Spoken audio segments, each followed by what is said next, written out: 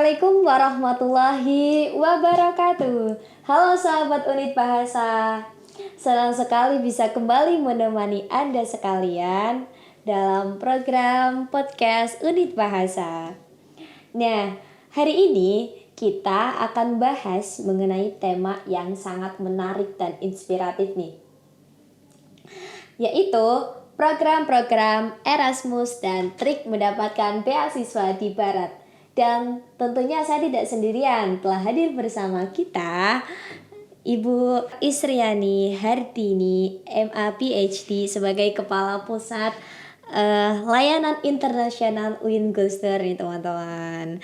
Nah, Assalamualaikum Ibu. Waalaikumsalam warahmatullahi. Bagaimana nih kabarnya Bu? Alhamdulillah baik. Ibu udah makan siang? Sudah.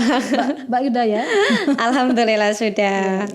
Nah, nih Bu, sebelum kita memasuki pembahasan yang utama nih, boleh diceritakan terlebih dahulu perjalanan akademik Ibu sehingga bisa kuliah di luar negeri. Oke, baik. Terima kasih Mbak Maulida ya? Iya. Mbak Maulida, baik. Assalamualaikum warahmatullahi wabarakatuh, teman-teman semua, sahabat Unit Bahasa ya. Iya. Ya. Terima kasih atas kesempatan yang diberikan oleh Unit Bahasa, terutama kepada Kepala UPB Unit Bahasa ya, Bapak Dr. Muhandis Azuri sudah mengundang saya di sini. Saya di sini diundang untuk sebagai Kepala Layanan International Office ya, Kepala Pusat Layanan International Office. Ya untuk perjalanan karir saya atau pendidikan ya. Pendidikan. Jadi saya itu dulu S1 itu sebenarnya di Sastra Indonesia di UGM ya, dulu Fakultas Ilmu Budaya UGM. Lalu di situ saya ambil keahliannya linguistik. Lalu saya lanjut S2 linguistik di universitas yang sama, di FIB Universitas Gadjah Mada Yogyakarta. Prodinya itu S2 linguistik. Lalu kemudian setelah lulus S2 itu ada kesempatan untuk menjadi dosen ya waktu itu ya, menjadi dosen di STAIN Pekalongan tahun 2009. Saya 2008 lulus, kemudian 2009 keterima dosen. Waktu itu masih STAIN dan masih jarang sekali dosen bahasa Indonesia waktu itu. Kemudian saya masuk di STAIN Pekalongan, berkarir kemudian di UPB dulu dengan Pak Abdul Aziz. Oh, pernah juga ya di UPB. Saya bagian dari UPB dengan Pak Aziz ya. Kemudian setelah itu saya lanjut karena kan ada kewajiban bagi dosen harus melanjutkan studi ya. Lalu saya mikir-mikir lagi, aduh kayaknya kalau ke UGM lagi kok sepertinya kok nggak ada tantangan nih. Udah 2 kali. Makanya saya mau coba keluar tapi spesifikasinya harus linguistik karena kan harus menyesuaikan dari S2 saya gitu kan. Jadi harus ke linguistik karena saya ambil S3 waktu itu di Western Sydney University. Nah, waktu itu di tahun 2014 saya berangkat dulu untuk short course research methodology ke universitas yang sama, Western Sydney University. Selama 2 minggu di sana bagi dosen-dosen dokter dan dosen yang terpilih itu ada berapa orang, 25 orang berangkat. Nah, di sanalah kemudian saya menanyakan tentang kesempatan untuk S3 bagaimana di sana. Lalu kemudian saya kenalan dengan beberapa profesor, lalu kami pulang. Nah, pas pulang ada kesempatan waktu itu kursus bahasa Inggris yaitu IELTS yang diberikan oleh Diktis, dan itu beasiswa kursus IELTS. Lalu saya lolos 2015 6 bulan di Surabaya, ILF Surabaya. Nah, disitulah saya struggling untuk mencari supervisor. Nah, berarti berawal dari research dulu ya Bu, baru short course dulu.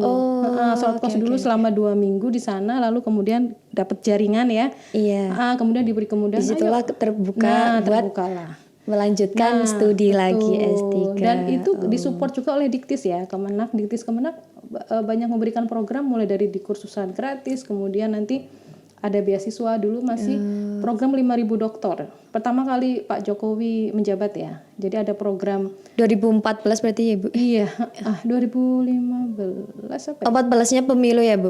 Ya nggak salah. Nah kemudian itu program 5.000 dokter itu memang untuk banyak sekali tawarannya. Kemudian ada seleksi juga. Setelah saya kursus 6 bulan, baru saya apply 5.000 dokter. Begitu. Dan IELTS udah di tangan nih. Nah tapi belum seleksi 5.000 dokternya. Oh, masih ada tahap lagi. Iya, nah setelah itu baru tes tertulis, psikotes, wawancara, kemudian 2016 akhir Desember saya berangkat ke universitas yang sama. Yang Western Sydney University. Itu di mana Bu? Di Sydney, Australia. Sebelumnya Ibu juga S1 sama S2-nya juga beasiswa juga Bu? S1 enggak, tapi saya waktu S1 saya dapat di S1 enggak, S2 malah. S2 itu saya biaya sendiri dulu, kemudian di tahun kedua saya dapat dari beasiswa ASEA Uninet Austria. Jadi ASEA Uninet Austria itu memberikan ongoing scholarship. Waktu saya apply itu mengirimkan TOEFL ya, otomatis ya TOEFL harus 500 kalau tidak saya lupa. Saya waktu itu 500 dan wawancara waktu itu dari pihak profesor Austria sendiri. Ya, alhamdulillah dapat. Jadi di tahun terakhir saya dapat, dia mengcover semua pengeluaran kamu berapa, diganti semua. Itu S2-nya? S2-nya. Kalau S1 memang biaya sendiri. Nah, S2-nya kemudian di cover di tahun terakhir dikasih uang. Buat menggantikan selama studi gitu. Nah itu ada kesempatan kalau sudah S2 bisa lanjut ke Austria. Tapi prodinya nggak ada linguistik. Jadi adanya teknik. Linjer berarti. Jadi saya nggak jadi daftar karena terbukalah kuota kalau misalnya mau ke Austria karena kan pemerintah Austria ya. Kemudian saya karena nggak ada yang match. Akhirnya setelah lulus S2 saya keterima dosen dulu baru lanjut studi lagi. Itu juga kan harus mengabdi dulu tuh kan. Pertama dosen tidak boleh langsung kuliah S3. Harus mengabdi dulu mungkin berapa tahun, 2009 baru berangkat 2016. Berarti lumayan lama. Lama 3 tahun. Enggak, 9 ke 16. Iya ya 9 ya. 2009 2009 saya kan masuk. Berarti iya 7 tahun. Iya 7 tahun. 7 tahun. Iya 7 tahun. Nah itu baru boleh lanjut. Lalu akhirnya kami dapat program itu di sana. Tapi memang kan perjuangannya harus IELTS dulu. Gak bisa itu. IELTS-nya 6,5 ya. Jadi harus each bandnya harus minimal 6. Tidak boleh kurang dari itu. Berarti ini Ibu perjalanan akademiknya emang linguistik ya Bu. Dari S1 sampai S3 itu linguistik terus. Okay. Nah kan ini kan kita temanya kan Erasmus dan trik-trik mendapatkan beasiswa di Barat kita ya Bu. Mungkin dari teman-teman nih Bu sebelumnya banyak yang nggak tahu nih Erasmus, boleh dijelaskan terlebih dahulu. Kami Erasmus ini kan program dari Eropa ya. Jadi dia dari European Commission, di situ memberikan funding untuk negara-negara Eropa dan juga negara-negara di luar Eropa, bisa Asia, bisa Afrika begitu. Nah, ini kebetulan pemerintah Eropa sendiri memiliki dana yang cukup besar ya. Di situ di situ programnya macam-macam, ada yang student mobility, lecturer bisa, staff mobility, ada juga Jean Monnet. Jean Monnet itu dia nanti kita ngajuin grant begitu. Jadi fundingnya bisa riset, bisa ke mobility begitu. Dan itu emang kita masih proses membuat proposal dan mempersiapkan aplikasinya. Dan kami dari International Office sudah mendaftarkan memiliki PIC. Jadi PIC itu seperti identification untuk university untuk mengikuti program itu. Erasmus. Kita sudah punya PIC, sudah kami urus. Kemudian tinggal kami menyiapkan proposalnya. Nah, namun proposalnya ini kita nanti sistemnya kalau mau student mobility itu ada beberapa pilihan. Jadi nanti fully funded ya. Ya, beberapa pilihannya itu mau yang credit earning tidak. Kalau mau yang credit earning berarti ya maksimal 6 bulan. Seperti yang kita jadi konversi SKS gitu. Jadi nanti di sana maksimal bisa 6 bulan ke negara Eropa. Kita kuliah di sana. 1 semester berarti. Ya, semester. Makanya kan ini ditujukan untuk semester 3 ya. Jadi kalau semester 1, semester 2 belum bisa ya. Jadi nanti kalau sudah semester 3 ke atas mungkin bisa. Nah, namun ini persyaratannya sebenarnya sudah hampir lengkap sih. Tapi ada satu persyaratan yang kita harus mendata prodi-prodi apa saja yang nanti siap untuk exchange gitu. Student mobility. Iya, jadi nanti berharap kita tidak mengirim ke Eropa saja, tapi orang Eropa juga mau studi di sini. Kesini. Nah, syaratnya harus ada courses katalog ini kita harus mentranslate kurikulum. Jadi misalnya prodi tadi bahasa Inggris, apa mata kuliah apa yang mau ditawarkan untuk orang untuk mahasiswa Europe Eropa, itu atau mungkin ada prodi pendidikan PIAUD misalnya anak usia dini ya, apa yang mau kita tawarkan. Jadi kita bisa memilih prodi mata kuliah tertentu yang akan kita tawarkan. Kita tidak harus menawarkan semuanya kok. Itu yang sedang Ibu persiapkan juga. Iya, dan itu harus effortnya lumayan besar ya, karena harus translate ke bahasa Inggris. Oh iya ya. Maaf. Nah, itu kan tadi Ibu menjelaskan program Erasmus itu kan ada student mobility, ada apa lagi Bu tadi? Staff mobility, iya, lecturer. Lah itu yang Ibu urus semuanya itu hanya student mobility, apa yang itu juga yang lain juga nanti Ibu urus? Pokoknya kalau yang mobility ini academic mobility semua include. Jadi kita bisa ngirim mahasiswa, kita bisa bawa staff, kita bisa bawa dosen. Begitu dalam bisa semua, bisa mahasiswa, bisa dosen, bisa staff. Ya, tapi kalau untuk durasi maksimal dosen dan staff hanya seminggu. Ya, sekitar seminggu lah kalau dia nggak mau ngajar. Kalau mau ngajar ya mungkin bisa sampai 2 minggu lah atau 3 minggu. Karena di sana ada pilihan mau short course, mau ngajar teaching atau mau apa di sana.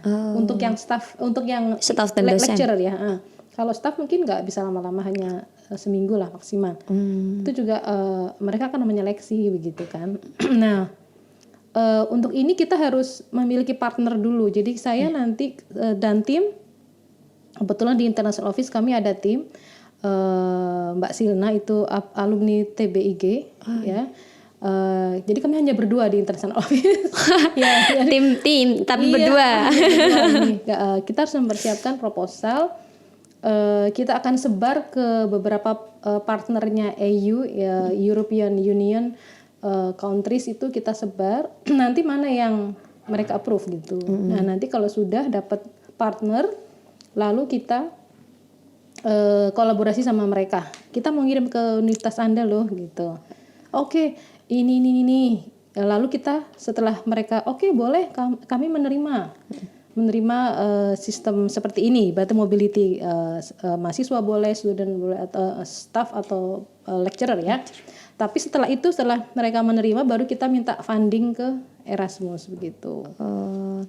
Lah itu dari program Erasmusnya itu ada ketentuan kayak di negara mana aja Pak? Iya, di universitas mana aja? Iya. Rata-rata di Eropa bisa di Polandia, Slovakia, Norwegia, Jerman, Perancis, apapun. Kita mau milih apa, universitas apa? Oh, dari Ibu dan timnya yang memilih. Jadi nanti kita akan sebar proposal kita, ya boleh puluhan, boleh nanti mana yang nyangkut gitu. Karena nggak semua cocok dengan kita ya, karena mereka ingin lihat profil kita, universitas kita ini universitas apa sih gitu. Kan mereka ingin tahu. Makanya website kita harus update dan berbahasa Inggris, harus ada bahasa Inggrisnya lah. Kalau nggak ada, mereka gimana mau baca? Iya, gitu kan? Nggak ngelirik ya Bu, nanti bisa. Ngelirik. Jadi seperti itu. Jadi ini programnya sangat bagus sih sebenarnya. Bisa juga kita ngirim ke Turki, sudah banyak, sudah banyak. Karena kan Turki bagian Eropa ya. Banyak juga yang mengirim ke Turki. Nah ini juga nanti kita akan mencoba program itu karena memang sangat bagus dan memang dibiayai full begitu. Jadi kalau student mobility itu ada travel cost-nya. ya. Kemudian juga ada harian. Jadi nanti sistemnya harian. Jadi nanti di situ per hari itu kalau staff ya, staff mobil itu 140 sampai 180 euro per hari. Gitu. Jadi memang sangat bermanfaat sekali ya program ini. Tapi memang kami masih merintis, mudah-mudahan ada yang tembus 1 atau 2. Amin ya Allah, amin. Karena ini Amin. kami harus kami harus mempersiapkan website per prodinya. Jadi, Per prodi. Jadi satu universitas. Jadi universitas itu kita harus siapkan mata kuliah itu, mata kuliah apa yang mau kita tawarkan di sana. Gitu. Karena kalau kita nggak mempersiapkan itu, mereka nggak bisa melihat, nggak bisa switch gitu, nggak bisa exchange gitu kan. Iya. Kita kan maunya seperti itu. Nah, ini kami masih berusaha untuk mentranslate dan nanti juga dibantu oleh unit bahasa ya untuk translate-nya. Dan kami akan memilih mata kuliah apa nih yang mau kita tawarkan di sana. Nah, menurut Ibu tuh beasiswa ini Erasmus, program Erasmus ini dengan program-program beasiswa yang lain itu keunggulannya apa sih, Bu? Kalau Erasmus ini euro ya. Yang pastinya pakai euro. Euro itu lumayan tinggi juga ya harusnya. Dan Eropa dong. Taulah walaupun negara kecil tetap Eropa tuh tetap eksotik gitu ya. Kita akan ini juga ada program S2 juga sebenarnya Erasmus. S2, S3 juga ada. Tapi kan yang pasti kita harus ini dulu ya, harus approach dulu ke university-nya. Kalau oke, kita mau kirim nih mahasiswa program ini, nanti baru kita apply untuk mencari grant gitu. Dan itu statusnya bukan student mobility tapi udah beasiswa. Beasiswa. Jadi ada mobility program, ada juga untuk study ya, kayak misalnya S2, S3 tuh ada juga. Banyak yang dapat juga sih Erasmus ya. Jadi makanya kita mau ini dulu lah. Kita mau rancang dulu, kemudian kita berusaha apply, membuat proposal dulu gitu. Berarti selama program ini masih Ibu rintis dan tim rintis itu masih belum dibuka ya Bu berarti ya? Belum. Tapi sebenarnya kami banyak program ya yang tahun ini kemarin Kanazawa yang benar-benar mereka sudah U2U ya, itu dengan Kanazawa University Jepang. Kemarin kami sudah buka pembukaan ya untuk tahun depan, tapi memang Kanazawanya tidak memberikan kepastian dapat beasiswa. Ada pemberian beasiswa tapi tidak pasti. Jadi mahasiswa banyak yang ragu gitu. Karena berat. Mereka hanya memberikan free tuition fee tapi akomodasi nggak free. Nah, itu yang agak berat. Nah, sebenarnya banyak tawaran juga yang masuk dari Malaysia gitu ya. Tapi memang mahasiswa harus mau mengcover kayak tiket seperti itu. Nah, masalahnya kan ini keran 2025 nih, keran untuk luar negeri belum dibuka ya. Nah, maksudnya dari pemerintahnya. Mudah-mudahan tahun depan pemerintah sudah membuka keran untuk luar negeri gitu. Jadi kita akan mengadakan student mobility. Berarti nanti tergantung dari pemerintahnya dibuka kapan, nanti dari bawahannya anggaran dari pemerintahnya Kemenkyu ya. Nah, nanti karena kan 2024 kita berhasil mengirim 9 mahasiswa ke Bangkok. Nah, itu student mobility juga, tapi dia dikonversi 4 SKS karena 2 minggu di sana. Hanya 4 SKS. Karena 2 minggu. Jadi 9 mahasiswa ya. Nah, itu sudah berhasil 2024. Nah, 2025 kami nggak bisa karena ada efisiensi. 2026 mudah-mudahan ada lagi.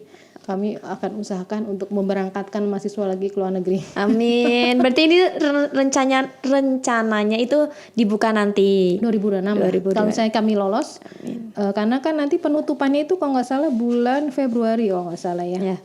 Untuk program Erasmus ini Februari, nanti kami berusaha akan secepatnya kami approach ke universitas. Nanti kalau sudah oke, kami akan buka kesempatan itu. Membuka untuk mas. Tapi syaratnya berat ya. Apa aja tuh Bu syaratnya Bu? Itu nanti berhubungan sama ya apapun harus bahasa Inggris dong. Bahasa Inggris yang pertama pasti ya Bu. TOEFL, skor TOEFL-nya itu ITP mintanya. ITP 550 lah ya, minimal ya. Minimal? Ya, nggak bisa kita karena itu udah nggak bisa ditolerir. Kalau punya IELTS lebih bagus. Minimal itu Ya, minimal banget ya, itu Bu. agak berat ya. IELTS oke lah 6 nggak masalah lah ya, tapi karena apa nanti di sana apa sehari-harinya dan juga di kelas pakai bahasa Inggris. Nanti kalau nggak bisa gimana? Kan nggak mungkin dong. Iya. Nah, ini nih untuk kita-kita yang mahasiswa S1 Ya, gitu ya, Bu. ya, Kan ya, tentunya ada beberapa yang pengen melanjutkan studinya, ada beberapa yang ditunda dulu Ya, gitu. ya, ya. Nah, sebenarnya kapan sih waktu ideal buat mempersiapkan apa ya, studi ya. ya, studi selanjutnya gitu, Bu. Jadi rata-rata ini kan akhir tahun udah nggak ada ya. Iya. Jadi awal tahun itu sudah mulai dibuka sebenarnya. Jadi nanti mahasiswa itu harusnya di akhir tahun ini sudah punya TOEFL harusnya. Terutama yang udah lulus S1 ya. Iya. Mereka sudah siap-siap sekarang tes TOEFL. Kalau belum PDITP, tes TOEFL biasa dulu berapa skornya. Misalnya, 500 ini berarti harus belajar lagi, kurang. Jadi kalau bisa 550 lah. Nah kalau udah berani, tes ITP. Kan UPB, unit bahasa membuka tes ITP ya. Dan itu bisa nggak usah kemana-mana, bisa di UPB gitu. Bisa unit bahasa dan itu bisa online kalau nggak salah. Kalau nggak salah saya pernah ikut soalnya tapi bukan di unit bahasa. Jadi bisa online. Nah itu tuh kalau bisa ini di akhir tahun ini mempersiapkan TOEFL karena nanti tahun depan itu sudah mulai pembukaan dan ini juga sudah banyak promosi-promosi ya untuk bukaan mahasiswa baru di luar negeri dan juga beasiswa juga sudah mulai karena nanti biasanya mereka tuh April itu sudah mulai submission gitu. Nanti di bulan Agustus dia berangkat. Iya, seperti itu kalau lolos. Jadi sama seperti kita lah ya. Iya, tahun ajaran baru ya gitu. Tahun ajaran baru. Jadi ini sudah mulai seleksi-seleksi, sudah mulai seperti itulah. Tapi ini belum dibuka, tapi ada beberapa yang New Zealand tuh sudah mulai dibuka gitu. Jadi banyak sih sebenarnya. Berarti kita kalau mau tanya-tanya perihal beasiswa itu di layanan pusat internasional ya, Bu. Oke. Boleh. Kita dampingi alumni juga boleh. Mahasiswa yang berencana untuk student mobility juga boleh atau mahasiswa tingkat akhir yang persiapan mau sekolah ke luar negeri tuh boleh. Jadi memang mahasiswa tuh satu harus tes ya, harus punya sertifikat TOEFL ya. Dan itu minimal nilainya di atas 500 ya, Bu. Ya itu 550 nggak cukup. Kurang. 550 di atas 550. Kalau 550 di tangan atau 555 atau ya itu udah aman mau kemana aja deh.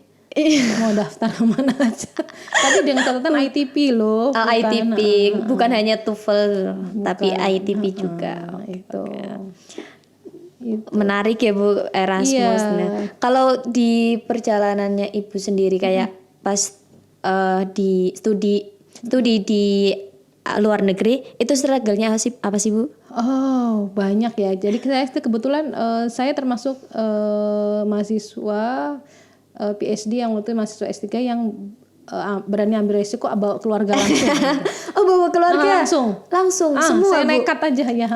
Bawa suami dan bawa anak satu masih PAUD masih 4,5 tahun waktu itu. Oh, jadi PAUD-nya di sana? Di sana, Jadi saya bismillah lah. Walaupun itu belum cair beasiswanya. Jadi waktu itu kami persiapannya adalah bismillah kalau nggak berangkat sekarang kapan lagi gitu kan.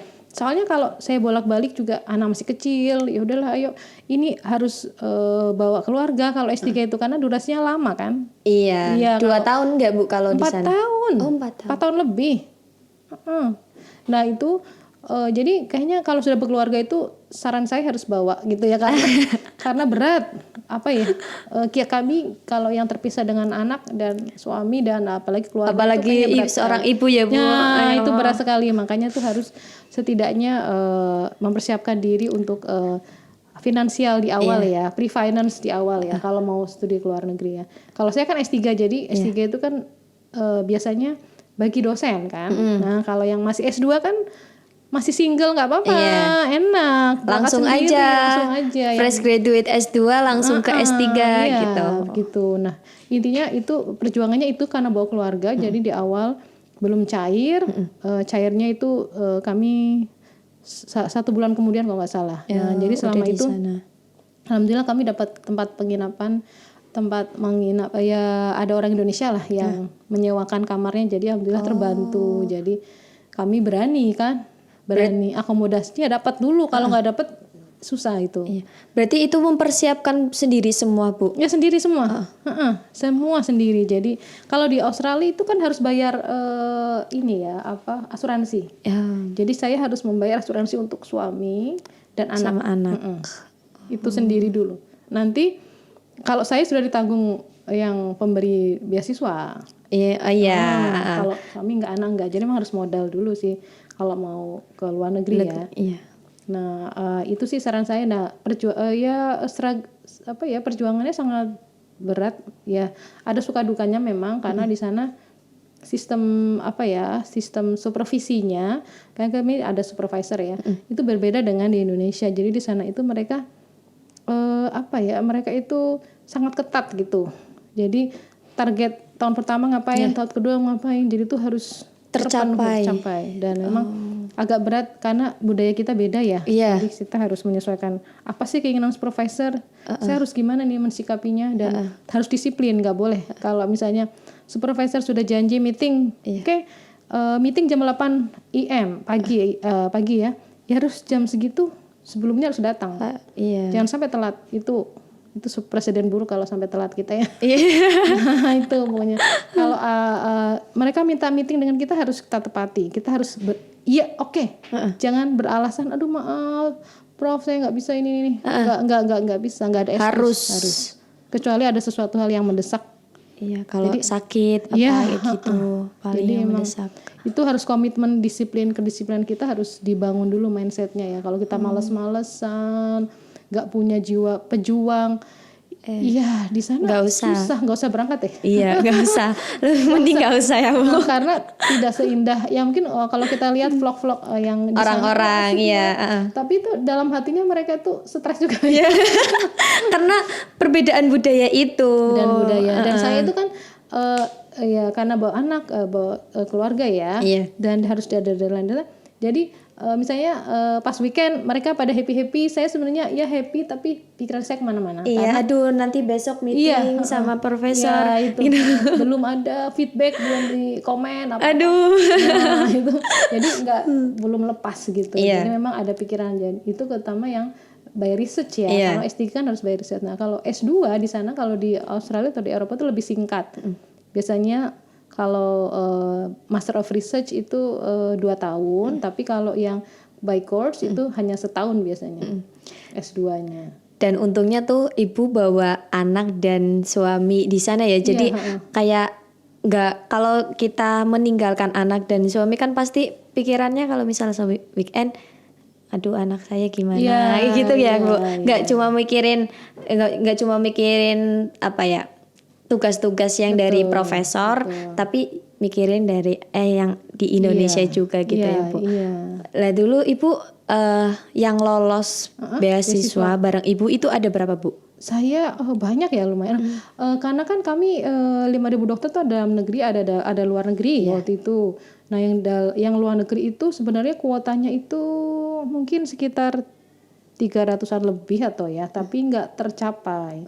Jadi yang mungkin yang ke luar negeri hanya 200-an apa ya, saya lupa ya, karena atau 100-an ya, saya lupa. Dan itu terbagi-bagi, ada yang Eropa, Australia, Malaysia. Kirain di universitas yang sama Bu? Enggak, jadi kami tergantung ininya, apply-nya kemana. Dan tapi kan pemerintah punya kuota. Jadi misalnya Australia ini kebetulan yang daftar tahun ini hanya mungkin 20 orang gitu. Nanti Eropa berapa orang gitu. Ya, tapi total keseluruhan waktu angkatan saya sih nggak banyak sih, paling kurang dari 200 kayaknya. Saya lupa karena itu kan masih awal-awal ya. Asik juga ya Bu. Alhamdulillah banyak pengalaman berharga ya, karena pengalaman hidup. Dan jangan lupa di sana itu kita bukan saja hanya belajar bahasa ya, bukan saja kita menimba ilmu, tapi menimba ilmu kehidupan juga, karena di sana itu banyak permasalahan yang akan terjadi. Jadi jangan dianggap senang-senang aja. Di sana saya mengalami berbagai macam masalah ya, kayak misalnya dari ada selisih dengan tetangga. Tetangganya kebetulan bukan Indonesia juga.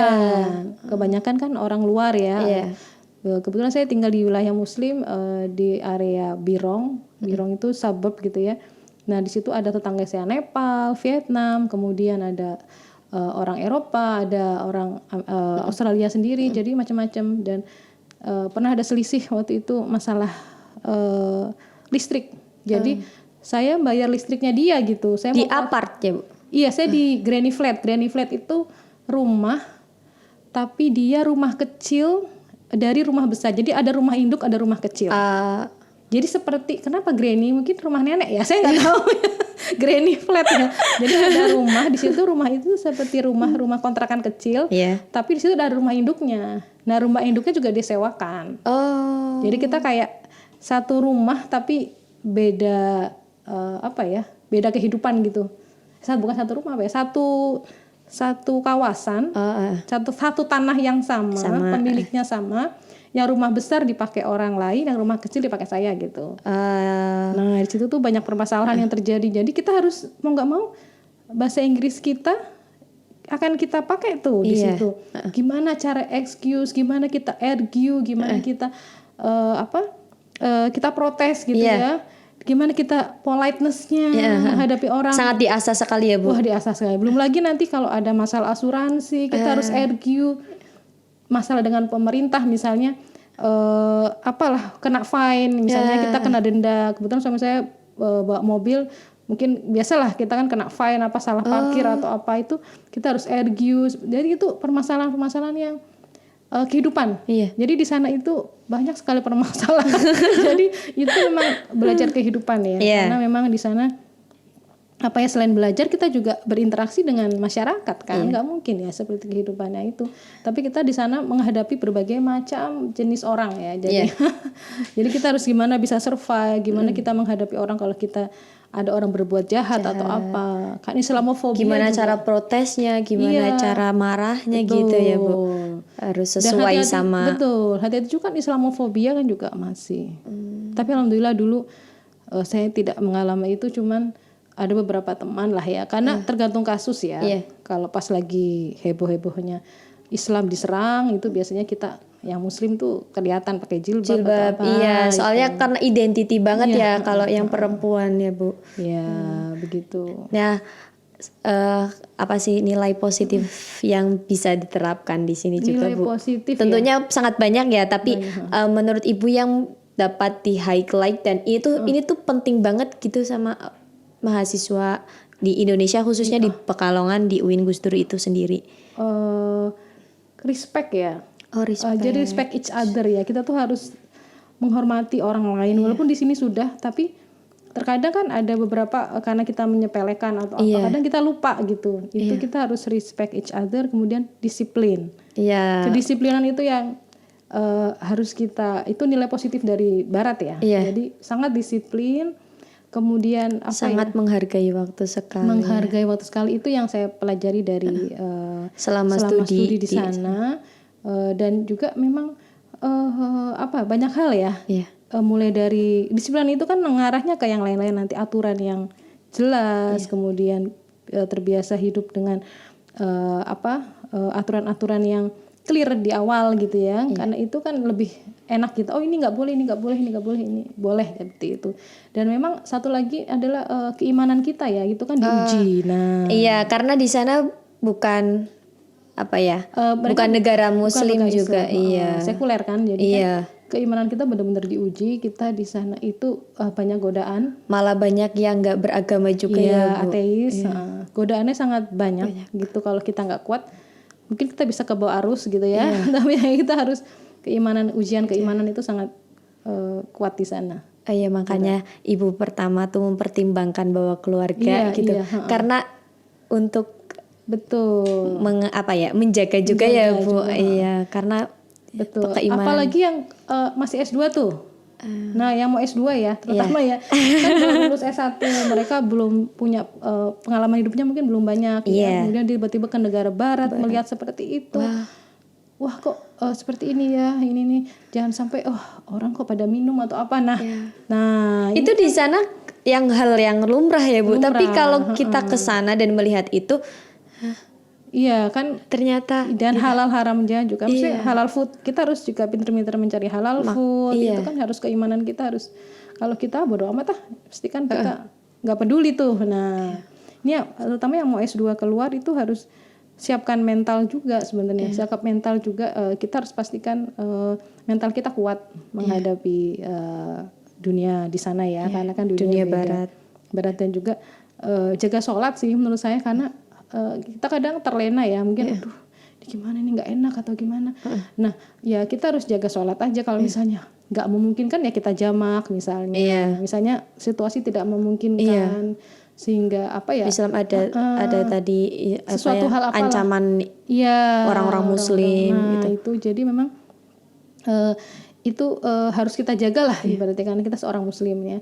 Dan di sana kan durasinya kalau S2 hanya sebentar, ya paling maksimal 2 tahun. Ya itu benar-benar dimanfaatkan, jadi jangan sia-siakan, karena memang masa-masa indah itu studi di sana ya. Studi setelah mendapat ilmu juga kita belajar kehidupan. Ilmu kehidupan juga ya Bu. Betul. Nah ini yang perlu yang perlu disemangati mahasiswa kita adalah harus belajar bahasa Inggris ya. Iya.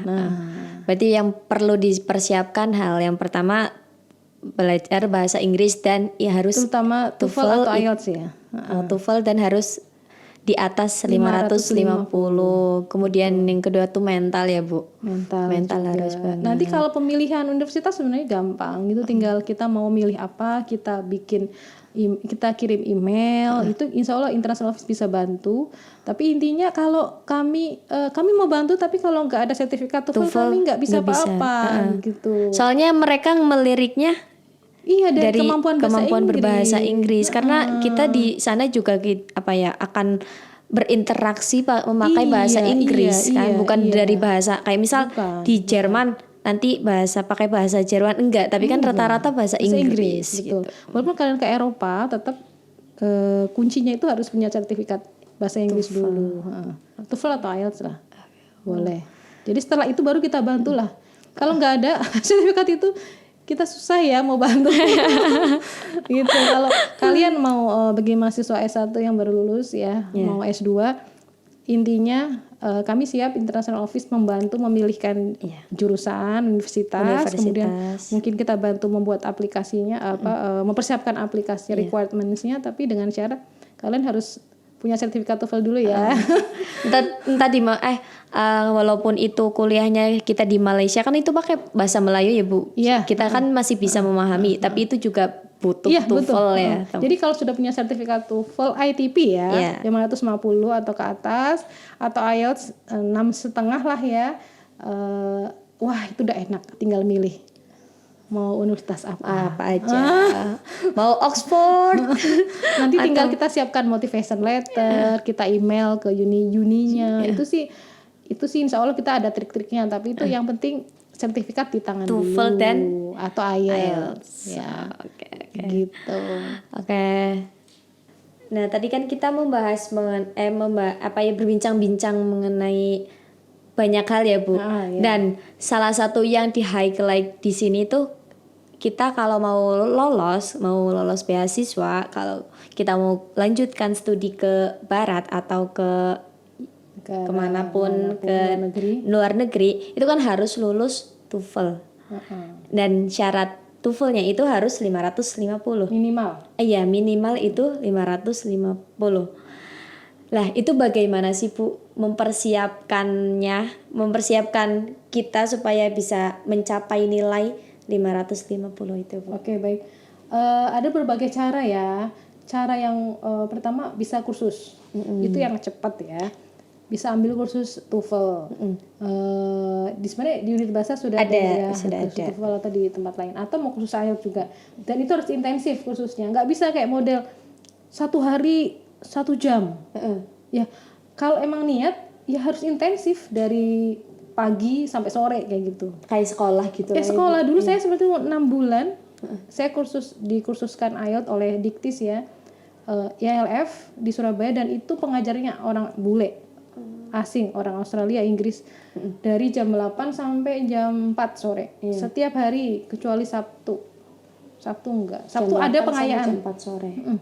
Itu full selama 6 bulan. Ya gimana enggak terpapar Lancar. ini kalau dan itu targetnya kita harus nanti tes IELTS resmi gitu. Nah, itu kalau mau niat itu harus kursus gitu ya, dan itu khususnya harus intensif, nggak bisa kalau model seminggu 2 kali nggak bisa. Itu kayak ngaji ya Bu? Ya, ngaji itu namanya. Itu kalau benar-benar niat mau keluar negeri ya, kalau benar-benar yang dapat skor TOEFL tinggi. Atau yang kedua, kalau saya mau belajar sendiri di rumah Bu, ya silakan. Kalau belajar di rumah berarti targetkan per jamnya di rumah. Oke, saya pokoknya sehari harus 4 jam latihan TOEFL, dan perbanyak latihan sebenarnya sih. Latihan soal atau mungkin listening atau reading gitu ya. Sehari-harinya tuh terbiasa mendengarkan berita berbahasa Inggris, tapi beritanya bisa dari BBC, CNN atau mungkin ABC News dan sebagainya. Jadi harus terbiasa. Lalu latihan soalnya, tadi saya bilang itu latihan soal, dan latihan soal itu harusnya simulasi, TOEFL simulasi ya. Jadi bukan latihan soal yang ngasal gitu. Jadi kita fokus kemana, kita mau IELTS atau TOEFL, harus tentukan dari awal. Mau apa nih ambil tesnya gitu. Kalau Eropa sama Australia kan kecenderungannya ke IELTS ya. Tapi kalau mau punya TOEFL ya nggak apa-apa sih sebenarnya. Nanti tinggal ketika sudah diterima, kalau mereka minta IELTS ya kalian tinggal tes lagi gitu. Tapi yang jelas salah satunya lah harus ada. Praktis sih ya. Praktis terus. Kalau nggak praktis, aduh kayaknya berat kita. Jadi harus latihan terus. Kalau mau latihan di rumah ya berarti kita punya jadwalnya. Berapa jam kita baca berita berbahasa Inggris, kita listening, kita apa, itu harus punya jadwal yang latihan terus. Karena kalau kita sudah terbiasa mengisi soal-soal TOEFL atau IELTS, itu nanti lama-lama kita jadi paham polanya gitu. Oh, ini arahnya ke sini. Jadi kita perbanyak latihan aja menjawab soal gitu. Paling susah di tes TOEFL itu kebanyakan kan mahasiswa itu kayak aku dengar-dengar ya Bu, maksudnya mereka tuh mengeluhkan kayak listening. Lah itu gimana Bu? Berarti harus sering-sering terbiasa ya mendengarkan dalam arti ini mendengarkan hal-hal yang nggak berat-berat sih sebenarnya. Mungkin kita melihat kayak semacam acara televisi tapi yang ringan-ringan seperti atau itu. podcast bahasa Inggris. Tapi di satu sisi pada saat saya nggak tahu artinya, ya bisa lah buka kamus sedikit. Apa maksudnya apa ya? Nah, atau mungkin nonton film seperti itu, yang tapi itu nggak bisa instan ya. Itu harus butuh proses. Jadi karena harus rutin. Itu nggak intens ya Bu. Maksudnya kalau kita nonton film dengerin podcast itu kan nggak seintens kita belajar dengan tutor. Betul, tidak seintens itu. Nah, tapi kalau memang listeningnya masih kurang, berarti latihan aja terus di soal-soal listening. Nanti ketemu polanya deh. Jadi sering dengar karena misalnya sudah deadline nih. Aduh, saya harus cepet-cepet ini bulan ini saya harus ini. Kan nggak mungkin kita nonton film terus kan. Ya udah kalian latihan aja tes TOEFL tapi yang khusus listening. Itu terus latihan terus, tapi kita mengerjakan soalnya gitu loh. Bukan dengerin toh gitu, tapi kita jawab soal. Oh, masih salahnya masih banyak. Coba lagi. Cari soal lain, kan banyak yang gratisan. Nanti bakal ketemu polanya, nanti bakal bisa sendiri. Tapi kalau kayak grammar kan harus belajar. Harus baca-baca kan. Kalau structure and grammar itu kan nggak apa ya, harus terbiasa lah gitu, harus tahu polanya gitu ya.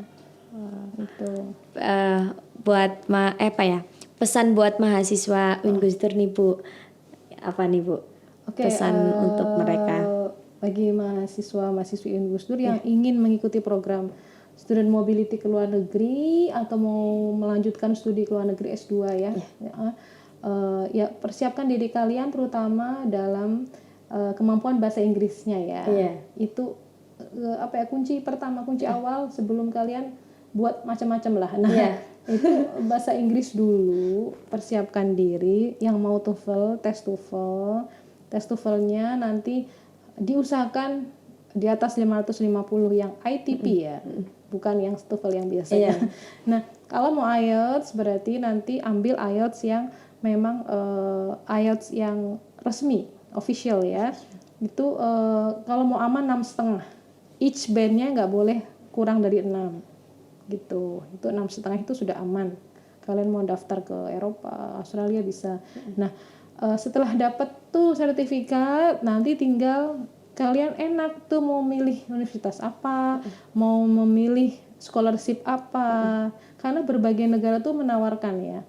Gak hanya di Eropa ya, Asia juga menawarkan, ada Korea, ada Jepang, kemudian ada Turki juga, tapi memang Turki walaupun bahasa Inggris tidak menjadi utama, tapi tetap kita harus punya TOEFL, karena nanti gimana bahasa pengantarnya kalau kita nggak bisa ya. Kemudian itu sih menurut saya itu dulu, persiapkan bahasa Inggris, kemampuan bahasa Inggris dulu. Kalau sudah dapat sertifikat di tangan, baru nanti memilih yang lain itu insya Allah mudah. Iya. Kemudian mempersiapkan mental lah, mempersiapkan iman lah, segala macamnya. Kita tergantung apa negara tujuannya ya Bu. Itu. Yang penting TOEFL teman-teman. TOEFL atau IELTS. IELTS atau IELTS. IELTS ya itu. Oke. Terima kasih Ibu sudah menceritakan pengalaman Ibu, sudah berbagi pengalaman Ibu kepada kita semua, dan ini tentunya trik dan tips yang bisa kita pakai ya teman-teman buat mahasiswa S1 yang ingin melanjutkan studi, dan buat siapapun itulah ya yang ingin melanjutkan studi di luar negeri. Hubungi Ibu. Ya, nanti kami bisa bantu. hubungi Ibu Dini. Sapaan akrabnya Ibu Dini. Ya. Kita udah akrab. Oke. Demikian podcast pada hari ini. Terima kasih. Wassalamualaikum warahmatullahi wabarakatuh. Waalaikumsalam. Bye.